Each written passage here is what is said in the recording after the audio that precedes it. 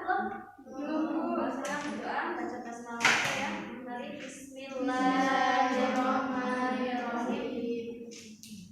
Oke, Bu absen dulu ya. Inayatul Maula. Amanda Kurniawati? Kenapa ya? Sakit ya, ada suratnya kan ya. Aida Mufidah, hadir aku. Aida, hadir. Salma, hadir. Feni, izin Bu. Oh izin. Oriana, oke. Tidak berangkat juga ya berarti ya. Alhamdulillah hari ini kita materinya masih di bab 3 ya, tentang akal tercela. Kemarin poin yang pertama kita sudah belajar tentang akal tercela yang apa? Tentang akal tercela yang apa? Masih ingat nggak pertemuan kemarin? Nifak ya, nifak betul? Ya. Nah, nifak masih ingat nggak arti nifak itu apa? Perilaku munafik Bu. Nggak sama ya, gimana kurang jelas? Perilaku munafik. Iya.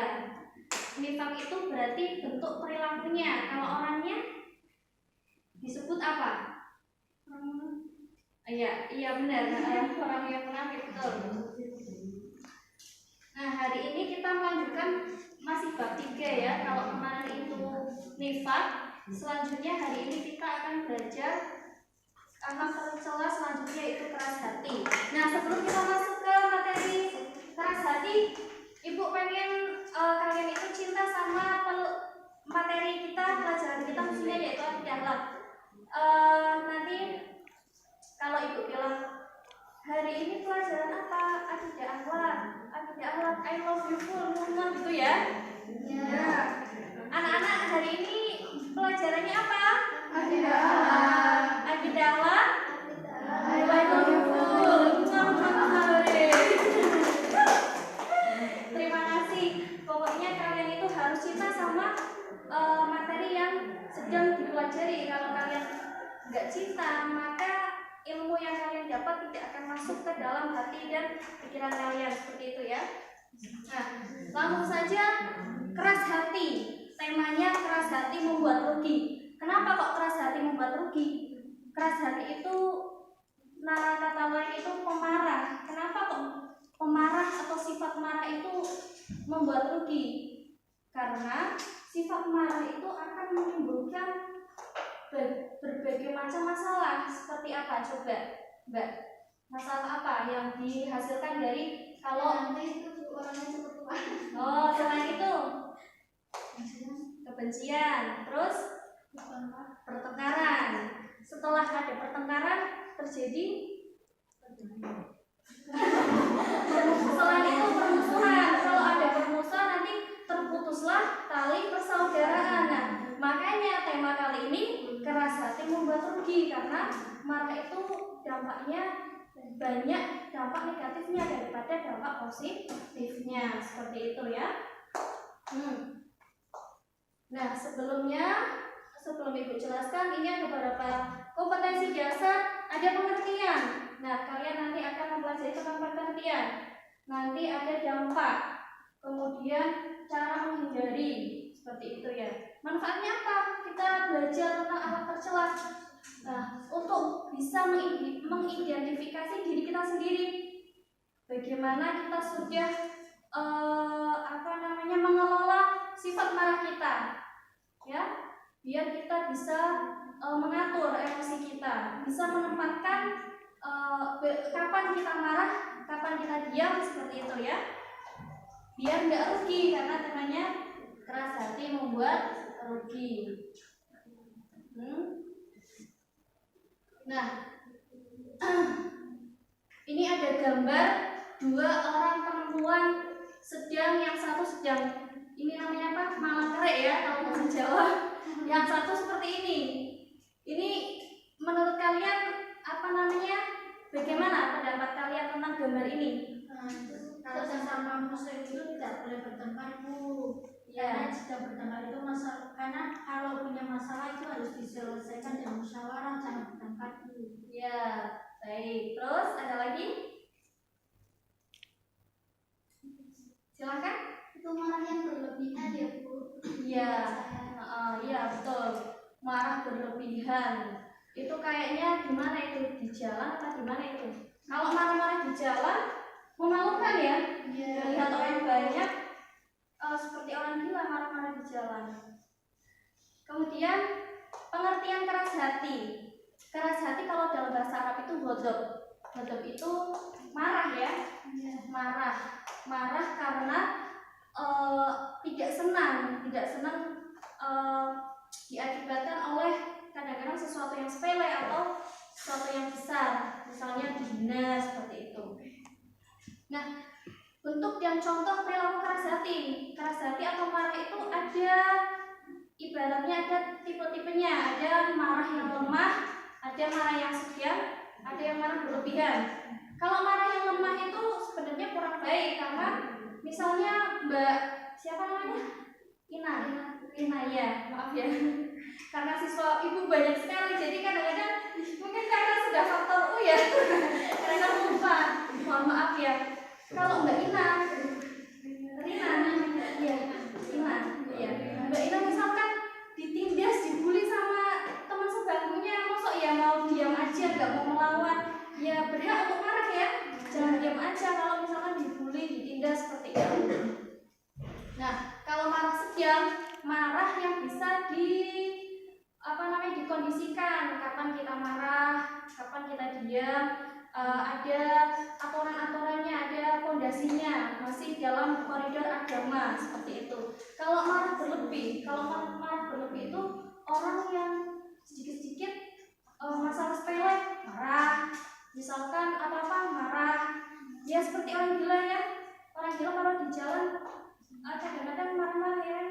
Kalau kita marah-marah nggak jelas, seperti orang gila berarti ya. Terus dampak orang yang marah yang berlebih ini ya, biasanya badannya itu merah. Orang yang marah itu kan biasanya tenaganya kuat, darahnya menjadi panas ya. Biasanya tubuhnya itu nanti kalau orang yang putih biasanya kelihatan wajahnya berubah langsung jadi merah ya. Kemudian lisannya mengeluarkan kata-kata yang tidak terkontrol seperti orang gila ya. Kemudian bisa menyakiti hati juga. Orang yang marah itu tidak terkontrol, apapun dikeluarkan. Bahasa-bahasa yang saru juga kadang-kadang ya. Pernah lihat atau pernah melawan sendiri mungkin enggak ya. Mudah-mudahan anak-anak ibu semuanya di sini enggak pernah marah yang berlebih ya, enggak bagus, karena itu malah tercela ya. Kemudian bisa menimbulkan pertikaian, pembunuhan. Nah, ini kalau kita lihat berita-berita di TV ya, itu banyak sekali pembunuhan, penganiayaan itu awal-awalnya itu dari sifat marah. Nah, Rasulullah itu melarang kita untuk marah ya, karena marah sangat merugikan. Nah, kemudian menimbulkan dengki, iri hatinya sakit. Misal diputusin pacar terus marah, hatinya sakit, ujung-ujungnya nggak mau makan, jadinya tipes. Nah ya kan, rugi nggak? Rugi. Ya makanya kalau putus cinta nggak usah dipikirin dalam-dalam, nggak usah marah, biarin aja, cari yang baru ya. Kemudian cara menghindari marah. Kalau kita misalkan sedang marah atau mau akan marah, cara menghindarinya baca basmalah, merubah posisi duduk. Kalau tadinya berdiri, duduk. Kalau tadinya duduk marah, tidur. Ditinggal tidur aja kalau marah. Jangan misal sedang marah tambah ini, tinggal tidur. Jadi nggak akan terus-terusan marahnya. Terus diam. Kemudian memberi maaf. Nah, ini yang luar biasa ya, memberi maaf ya. Kemudian cara menanggulangi. Nah, tentunya kita harus selalu ingat dan takut kepada Allah. Kalau kita sudah imannya kuat, takut kepada Allah, ya kita bisa mengelola emosi kita, mengelola amarah kita ya. Nah, ini setelah Ibu jelaskan tadi, ada yang belum paham mungkin atau ada yang pengen ditanyakan tentang materi keras hati atau marah, ada nggak? Nggak ada ya. Alhamdulillah kalau begitu kita langsung saja untuk diskusi kelompok. Kita hari ini akan melakukan diskusi. Ibu langsung aja bagi 2 kelompok ya. Di yang depan baris ini kelompok 2, yang belakang kelompok 1. Nah, yang akan didiskusikan apa Bu? Nah, kalian bisa lihat di layar. Kalian akan mendiskusikan, mengidentifikasi ya dengan kelompok kalian mengapa orang mudah marah, faktor-faktornya apa saja. Kemudian ada kolom perilaku di bawah itu ya. Perilaku yang kalian amati, kenapa lekas marah atau marah berlebih. Akibat yang terjadi itu akibatnya nanti apa, terus tanggapan atau komentar kalian seperti apa. Silahkan kalian diskusi dengan kelompok kalian. Ini akan menjadi penilaian sikap dan pengetahuan seperti itu ya. Silahkan Ibu kasih waktu 2 menit aja ya. Silahkan berdiskusi. Kalau ada yang belum paham bisa ditanyakan ya. Gimana? Enggak? Tidak?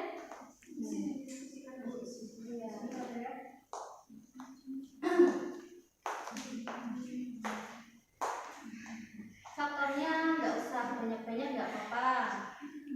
Yang penting maksud dan tujuannya sesuai ya. Kalau sudah silahkan maju. Waktunya sudah habis ya. Silahkan kelompok 1 presentasikan ke depan. Iya, perwakilan nggak apa-apa. Ketuanya siapa? Nggak ada ketua. Oh, ya udah. Bagus. Yang pertama, perilaku yang diamati. Perilakunya lekas marah atau marah berlebihan. Yang kedua, akibatnya yaitu kesehatan terganggu. Ya, misalnya menimbulkan kayak sakit jantung atau darah tinggi gitu. Iya, nggak apa-apa. Terus tanggapan atau komentarnya sebaiknya ya harus bisa mengendalikan diri karena dapat marah itu dapat mengganggu kesehatan. Iya, nggak apa-apa. Terima kasih. Tepuk tangan untuk kelompok pertama. Selanjutnya kelompok kedua, silakan. Siapa yang mau mewakili? Silakan, mau di sini apa di sana? Kalau perilaku yang diamati itu lekas marah atau marah berlebihan. Nah, akibatnya itu dapat menimbulkan pertikaian dan perpecahan. Kemudian tanggapan atau komentar itu sebaiknya sebelum marah menguasai diri kita itu bisa melakukan wudu karena marah itu kan seperti api. Nah, dengan air wudu itu bisa meredamkan api itu. Iya, terima kasih. Tepuk tangan ya. Oke, materi bab 3 berarti selesai ya. Nah, sebelum materi hari ini kita tutup, pertemuan hari ini kita akhiri, ini ada pekerjaan rumah untuk kalian untuk penilaian keterampilan ya. Itu ada kelompok dan individu.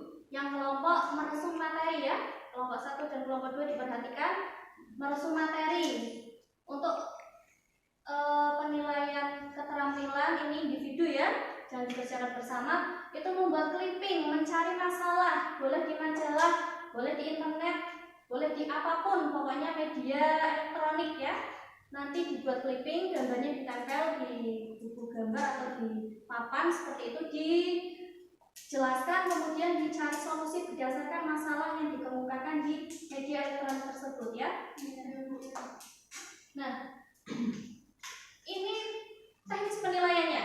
Kalau kalian mengumpulkan, ini pengumpulannya nanti sebelum pertemuan berikutnya,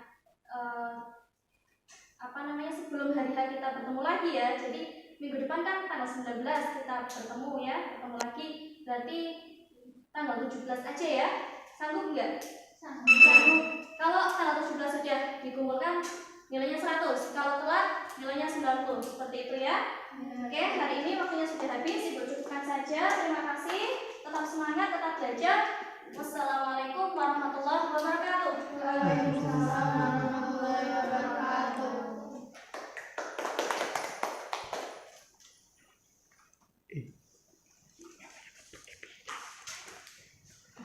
Mana kepet, Mbak. Udah salah pencet aku. Dek kapan? Kat mau. Awet mau.